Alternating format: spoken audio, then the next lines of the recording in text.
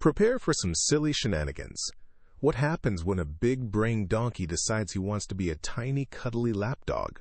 Find out in The Ass Who Tried to Be a Lapdog. In a cheerful countryside home lived a kind master with his beloved fluffy lapdog and a strong, hard-working ass. The sun always seemed to shine brightest on their little farm. The master loved his lapdog dearly, showering him with gentle pats and sweet murmurs of affection every day.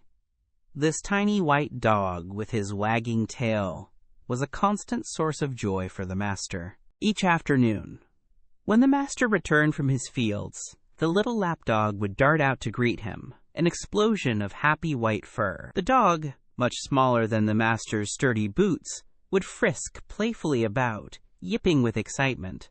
Then, with a joyful leap, he would reach up to gently lick the master's smiling hands and cheerful face. At dinner time, the lapdog would often recline by the master's feet, content and warm. Sometimes the master would share a special morsel from his plate, a juicy piece of chicken or a tasty vegetable. The dog would wag his fluffy tail, his eyes sparkling with gratitude, as he carefully accepted the delicious treat from his stable window.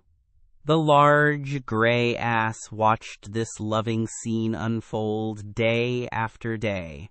He saw the gentle pats, heard the kind words, and noticed the special treats. The ass, who was much bigger than the small lapdog, and even bigger than the master, felt a strange feeling grow in his chest.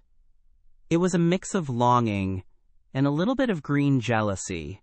The ass worked hard, carrying heavy loads and plowing fields under the warm sun.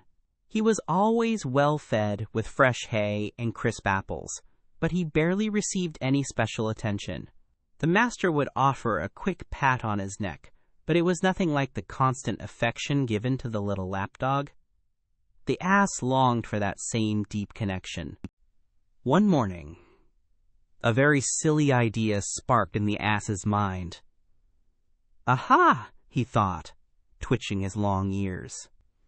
"If only I could do what the lapdog does, then the master would surely love me just as much." He imagined himself receiving warm hugs and tasty snacks, just like his tiny canine friend.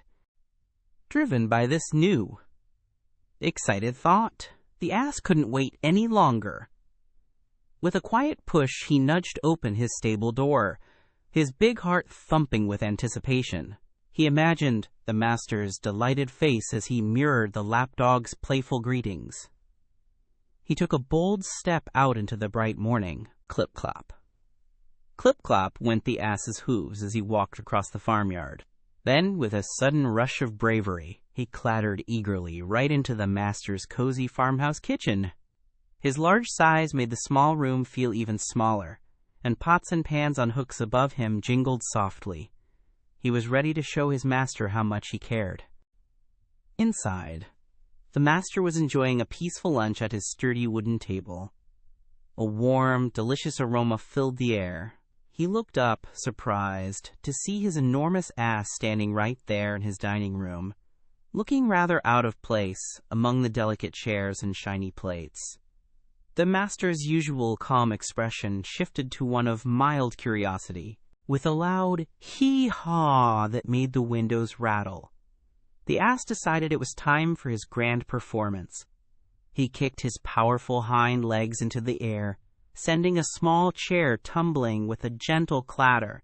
Then, with a joyful, clumsy prance, he started to circle the dining table, his large body bumping against it with a soft rumble. Oh dear! As the ass pranced with all his might, his large, clumsy body accidentally bumped firmly against the master's dinner table. Dishes and cutlery, which were much smaller than the ass, began to slide and dance. With a terrible crash, the entire table wobbled and then suddenly tipped over, sending plates, cups, and food tumbling to the floor. Unaware of the growing chaos, the ass spotted his master, who now looked quite startled. The ass, still determined to mimic the lapdog, bounded forward. He placed his massive forefeet, much larger than the master's lap, onto his master's knees and leaned in. Then he stretched out his big, rough tongue, attempting to give the master a loving lick, just like he'd seen the little dog do. But the ass was far too heavy. His sheer weight, much greater than the tiny lapdog or even the sturdy chair, caused the master's simple wooden chair to creak and then give way. With a loud thud, both the ass and his master toppled over. They rolled together in a tangle of limbs and cloth, landing amidst the broken dishes and spilled food from the now ruined dinner. The master, tangled and surprised, cried out in alarm for help. His voice echoed through the house, reaching the ears of the nearby farm servants. Soon, 2 strong, burly men, alerted by the commotion, rushed into the dining room. They saw their master on the floor, with the great, clumsy ass, surrounded by the mess. Mistaking the ass's clumsy affection for dangerous behavior, the servants quickly and firmly drove him back to his stable. They used gentle shoves and stern words, ensuring the master was safe. Back in his quiet stall, the ass hung his head low, ears drooping. He finally understood that not everyone can express love in the same way, and being himself was the best way to be. So, dear friends, remember this important lesson. It's wonderful to admire others, but it's even more wonderful to be true to yourself. Each of us is special and has our own unique way of showing love and behaving. Trying to be exactly like someone else, especially when it goes against our nature, can sometimes lead to funny or even messy misunderstandings.